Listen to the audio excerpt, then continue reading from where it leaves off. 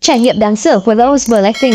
Trước khi nổi tiếng toàn cầu, Rose cùng các thành viên Blackpink sống chung trong ký túc xá chật hẹp.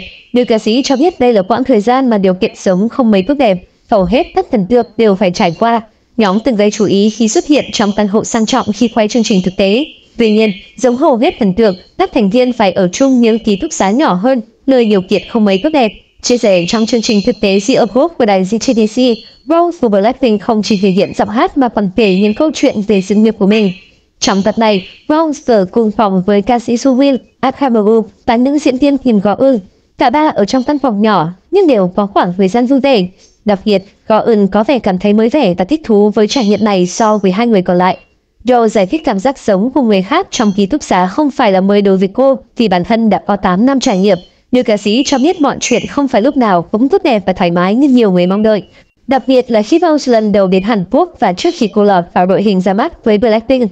Khi mới đến Hàn Quốc, tôi không có mặt trong đội hình ra mắt.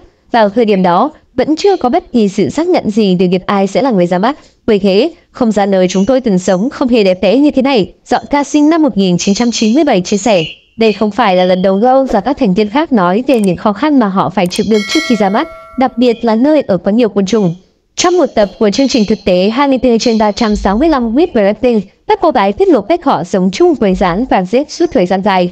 Theo các thành viên, chỉ có Lisa đủ dũng cảm để bắt chúng. Các cô gái nói họ biết ơn em út vì tất cả đều quá sợ hãi, không thể tự mình giải quyết. Việc phải sống trong không gian tồi tệ là điều hầu hết thần tượng đều phải trải qua. Đó vẫn là thực tế mà của The Idol trước khi có thể ra mắt và trở thành ngôi sao, bất luận là idol đến từ Big Bang hay công ty nhỏ. Trước khi ra mắt, việc sống trong ký túc xá cùng nhau là dường như là điều kiện bắt buộc. Việc này giúp dễ dàng quản lý, kiểm soát, quản lý công việc. Bên cạnh đó, việc chung sống cùng nhau là phương pháp tốt giúp các thành viên trở nên gắn kết, làm việc nhóm tốt. Đây cũng là cách giúp chính các thực tập sinh, thần tượng giảm thiểu chi tiêu, chi phí sinh hoạt, đào tạo sẽ được tính sau khi họ ra mắt và tạo ra lợi nhuận.